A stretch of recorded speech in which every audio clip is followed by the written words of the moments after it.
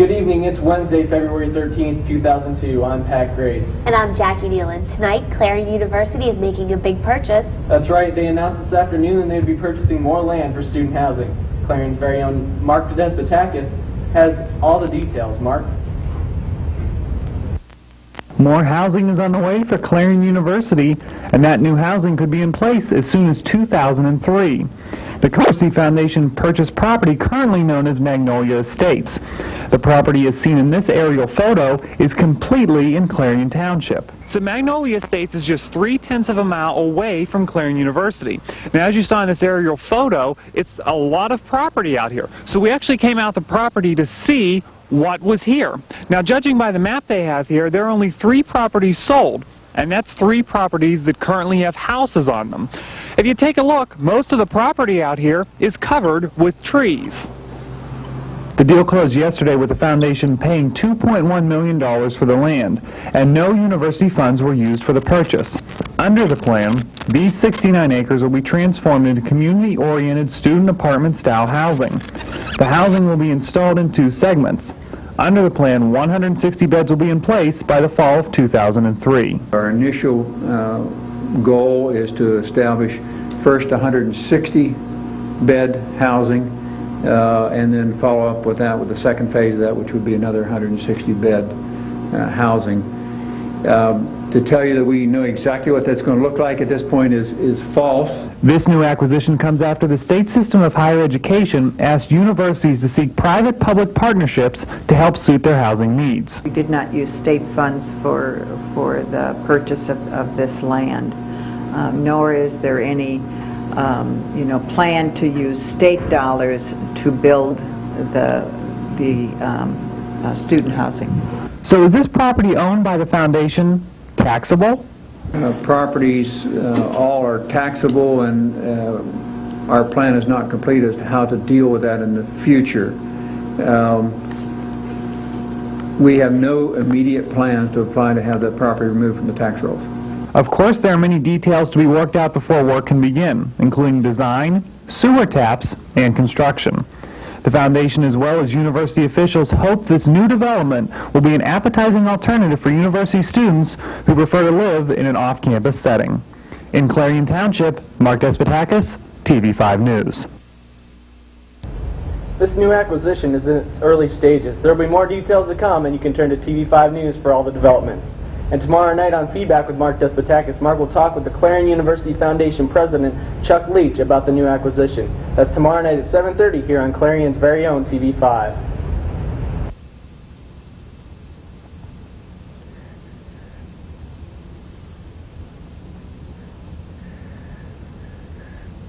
Last night's hostage ordeal has ended in 28 counts of kidnapping for a former Fairfield University student. 24-year-old Patrick Arbello is being held on $1 million bond. Jody Latina has more.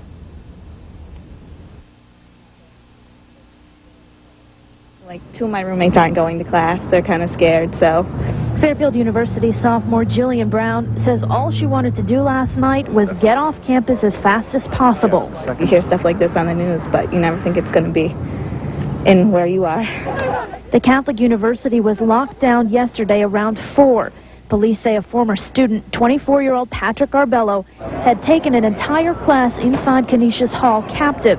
Police say Arbello claimed he had a bomb and demanded authorities read a letter. And it was him versus the world at that time. He cleared out any guys that were in the classroom and let a few girls out and made everyone else throw their backpacks out the window.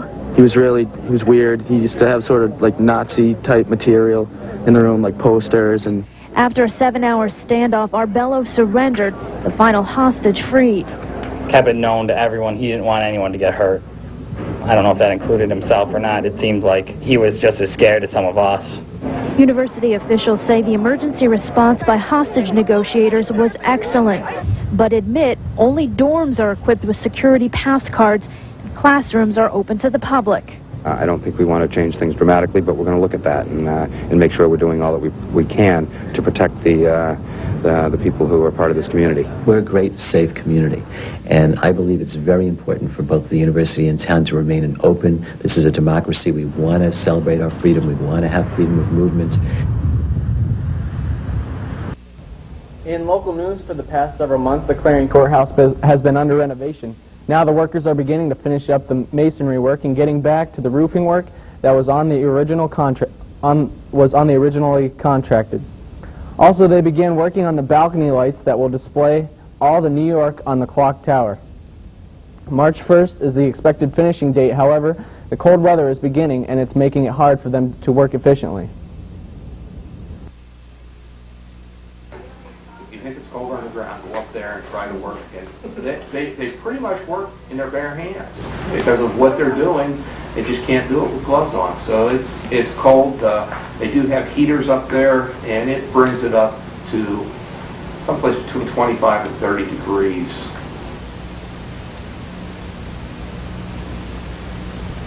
In other local news, how would you like to save a few extra dollars? TV5's very own Chris Ropacek interviewed a few Clarion residents to get their reaction to the new Aldi grocery store opening. Chris?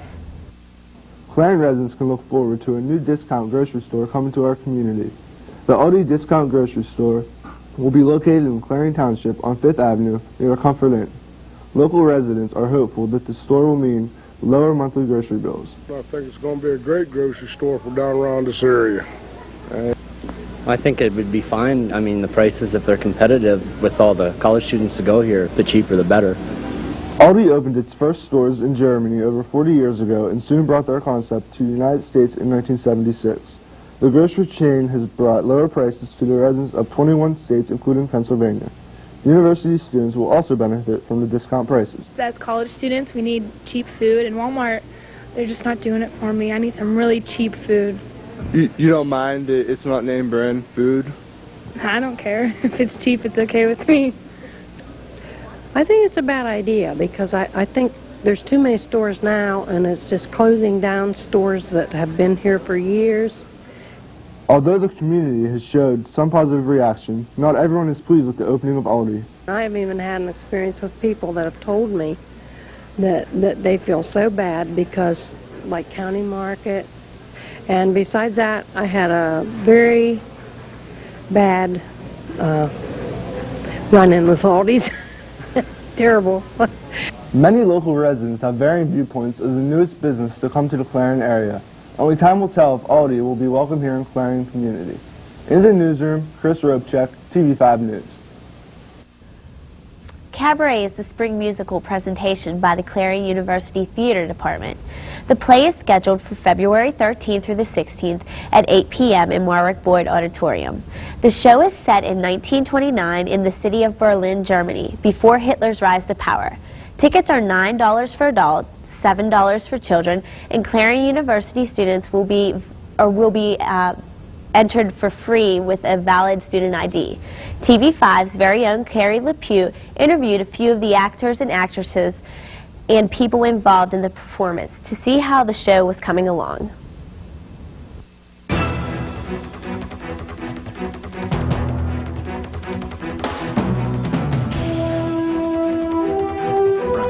But first, it's your turn to let us know what you think. Call or email us with your ideas.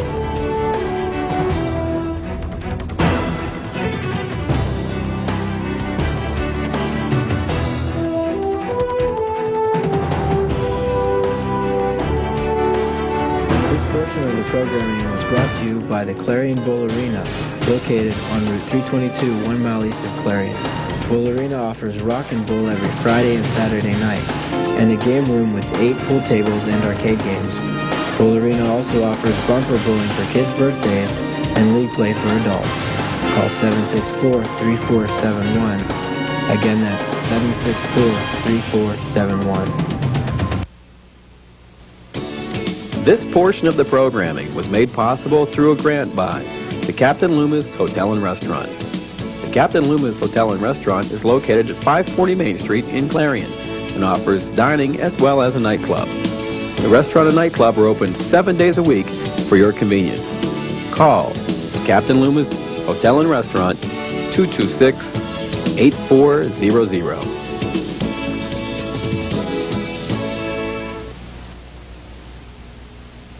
Do you want complete coverage of local, state, national, and international news as it happens? Good evening, everyone, and welcome to TV5 News Live. So tune in to Clarion's very own TV5 News Live for complete coverage of the Clarion area and our world. TV5 News crews join with crews from the world's news leader, CNN, to provide complete coverage of the day's events. With advanced satellite capabilities, TV5 News can bring you the latest news as it happens. So tune in every Tuesday, Wednesday, and Thursday evenings for Clarion's very own TV5 News Live.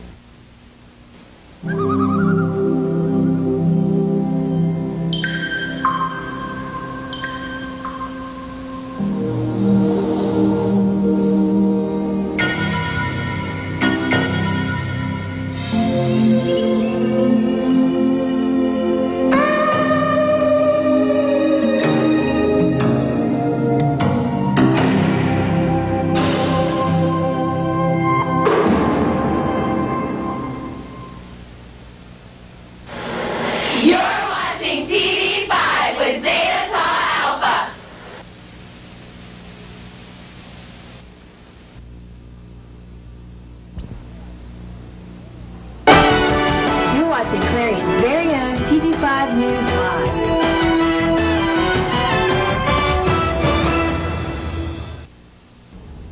September 11th is a day that Americans will never forget.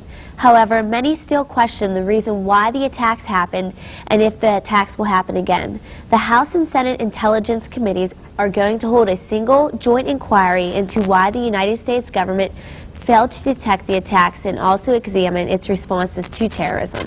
The hearings are expected to begin in mid-April. For more than a day now, Pakistani police have been interrogating the chief suspect in the kidnapping case of U.S. reporter Daniel Pearl. Officials say the suspect militant leader and Omar Syed Shaki is, in the words of police chief, a hard nut to crack.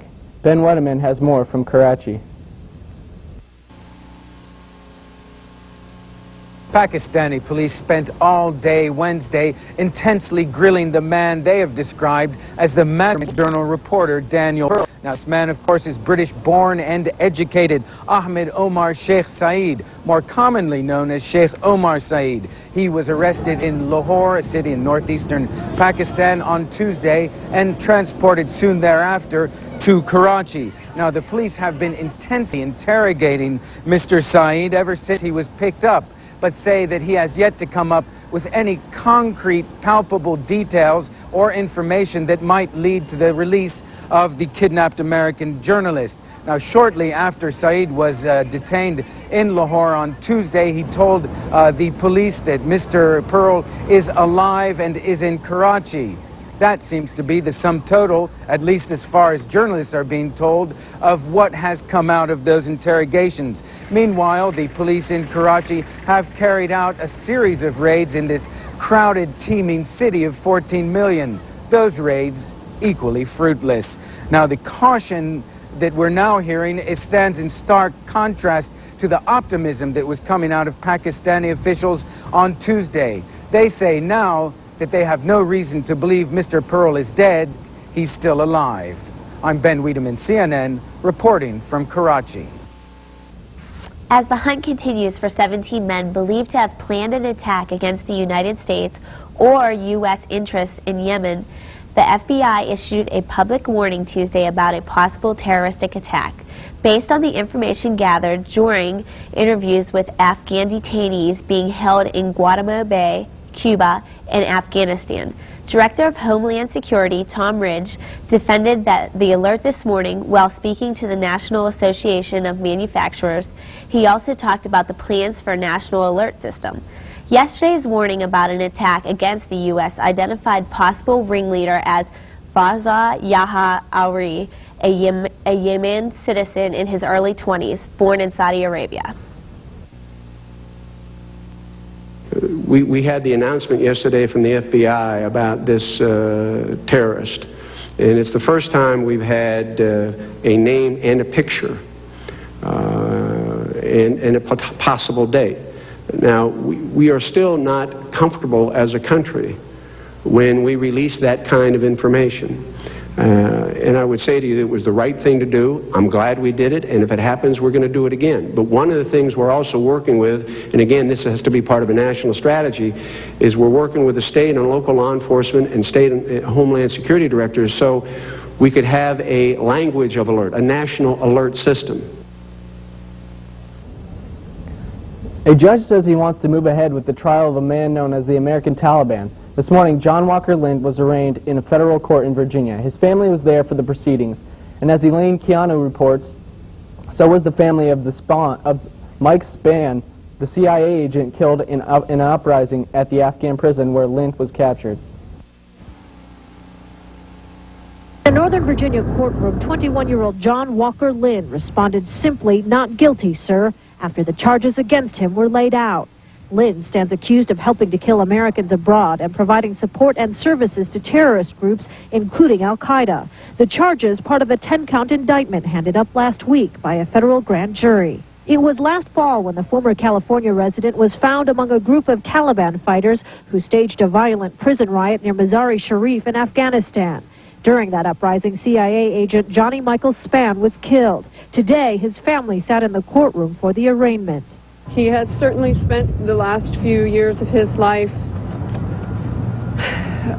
with the belief that his extreme form of Islam sort of gives him the right and the responsibility to wage jihad against the West. He doesn't believe that because this morning he has chosen rather to trust in the prosperity and the protection of the United States of America. Already, his defense team has tried to portray Lind as a loyal American who only fought against the Northern Alliance, not the United States. But the government insists the evidence so far indicates Lind was a terrorist. Evidence that includes a series of emails from Lind to his family, introduced by prosecutors last week. In one, dated February 8th of last year, Lind tells his family he doesn't want to see America again. With the nation under such high alerts, every alert is taken with the greatest sense of seriousness. So when a suspicious package was found in the Los Angeles International Airport this morning, it prompted an evacuation of the terminal. Passengers left the terminal and waited outside while a bomb squad moved in to investigate. Shortly after, officials found an irrigation device left by maintenance workers. An airport spokesperson later called the object an empty plastic container. The terminal has since reported open, and police determined that the package was not a bomb. At least 4 utility workers in Hollywood, California were injured this morning after 2 underground electrical vaults exploded. The victims suffered burns and smoke inhalation from the blast. The type of work being done in the vaults was not immediately known. However, a cable-spooled truck and a work van were found parked near one vault entrance at Vermont Avenue and 3rd Street. No word yet on what caused the explosions. Up next, Stephanie Dugan will join us with today's weather. But first, here's a look at tonight's stock report.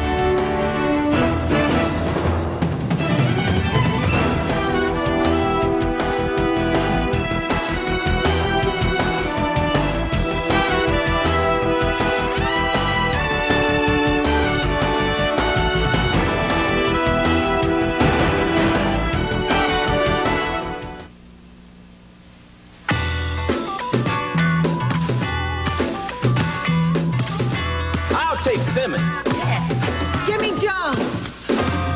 Anderson. Smith. Lightfoot. Bishop. Hernandez. Swifka. Harris. Lavenger. Peavy. Yes. In the game of life, you've got a much better chance at getting picked for a cool job with great pay if you take algebra, geometry, and calculus. You need to know how math can improve your future. Demand it. Call NACME. We'll tell you. Wardrobe for some TV5 News stock provided by Fashion Bug, located in the Clarion Mall. Whether you're looking for junior trendy or fashion for women, they have it all with many different styles. Fashion Bug also offers a wide selection of accessories. Fashion Bug is located in the Clarion Mall, just off of exit 62 of Interstate 80. Open Monday through Saturday, 10 a.m. till 9 p.m. and Sunday from noon to 5.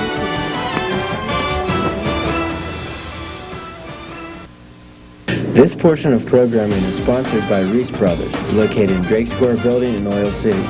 Reese Brothers offers a competitive hourly wage plus daily bonuses, flexible scheduling, company-sponsored health benefits, and paid professional training. Call today at 1-800-365-3500, extension 684, or 677-9236 for your personal interview, or stop by and visit the Drake Square building. Roots Brothers, where integrity and technology connect.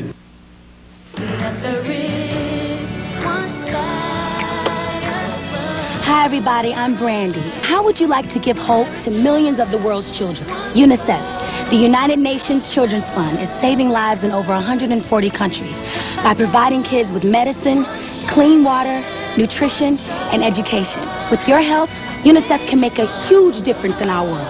For more information, call 1-800-FOR-KIDS. Thank you.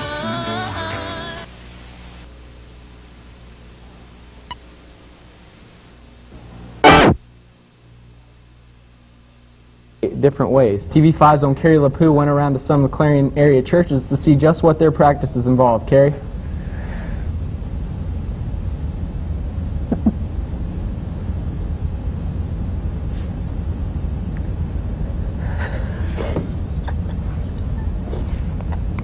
There are mostly cloudy skies throughout much of Pennsylvania today. In Clarion and most of central Pennsylvania, the clouds start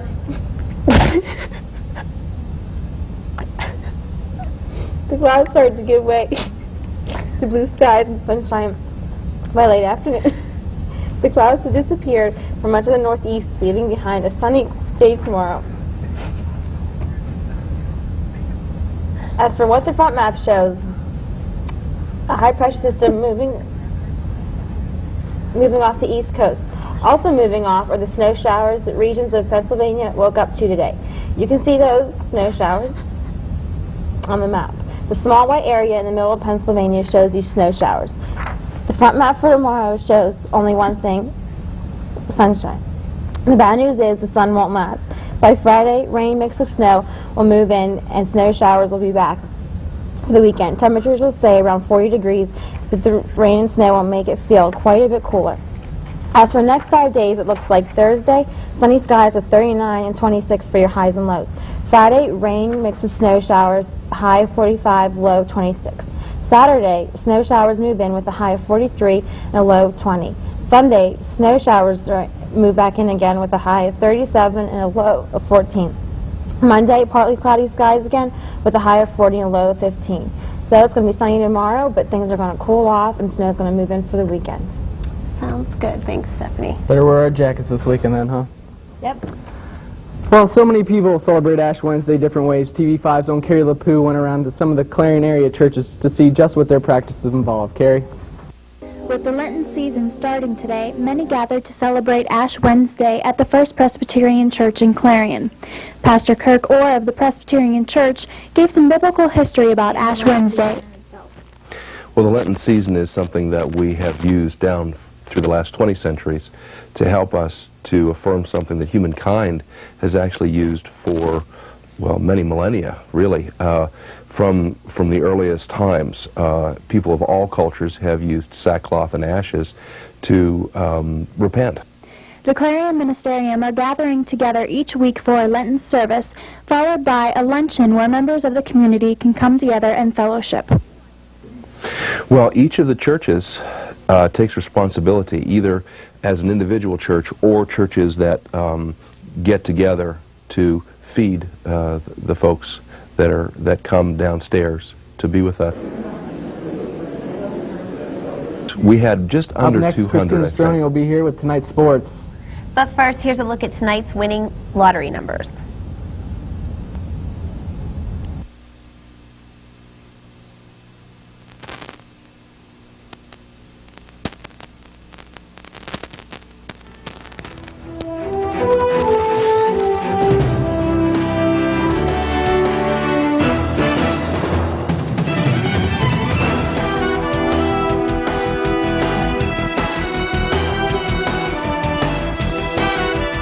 Portion of the programming was made possible through a grant by Fox's Pizza Den. Fox's Pizza Den is located on Old Route 66 in Clarion and offers all-day delivery.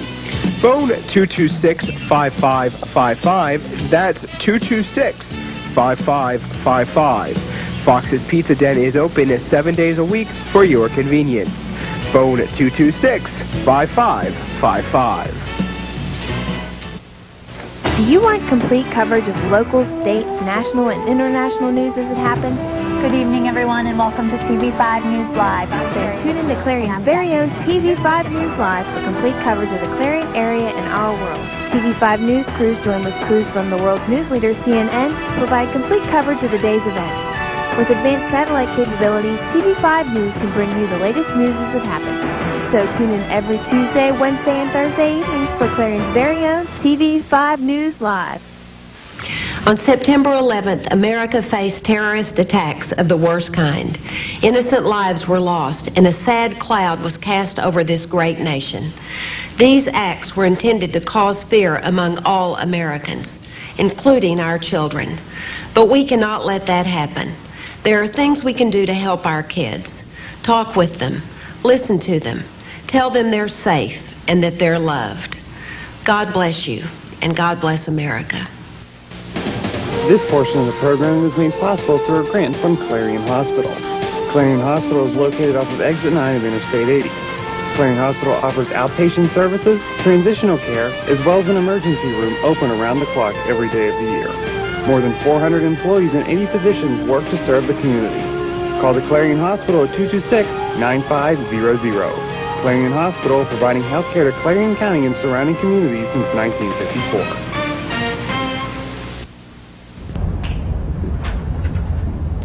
Christina Stroni is now with us to tell us what's new in the sports world. Jay Fiedler has struck gold in Miami, deciding to forego the open market and stay right where he is.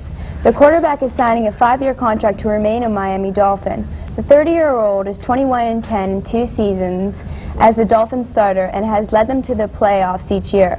Last season, he threw 3,000 yards with 20 touchdowns and 19 interceptions. Fiedler's decision to stay will most likely put an end to all the speculation that former Cowboy quarterback Troy Aikman might come out of retirement and play for Miami. Mike Tyson is back and ready for battle. Tyson has found a home to fight in and has been given a license to fight in the state of Georgia. Tyson's fight with Lennox Lewis could possibly be fought in the Georgia Dome in Atlanta. In Salt Lake City, the Olympic snowboarders have been tested again for drugs. This time, they're all clean, hoping that the marijuana scandal involving a Canadian snowboarder 4 years ago is totally over. Doping officials said Wednesday that none of the first 100 urine tests among all athletes in Salt Lake City have found any drugs. According to Doug Rollins, the doping control director for the Salt Lake City Organizational Committee, the snowboarders have been tested and all the tests have come back negative. Monday night's figure skating controversy led to an announcement on Tuesday that the International Skating Union will conduct an internal assessment involving a conversational judging decision at the finals of the Olympic pairs figure skating competition Monday night. The gold medal went to a Russian pair who stumbled, rather than to a Canadian couple who landed on their feet. Finally, over in Salt Lake City, the United States hadn't brought any new hardware home for today. For the United States, the total medal count is 9, leading with 3 gold, 4 silver, and 2 bronze. Hopefully after today, the United States will be back in full force and ready for nothing but gold. Thank you, Christina. Well, that's the news for tonight. Join Carrie LaPoo and Susan Honorad tomorrow night. But up next on Sports Night, Kyle Cathcart will be joining us here in the studios for an interview. For everyone here at TV5, I'm Jackie Nealon. And I'm Pat Grace. Have a good night.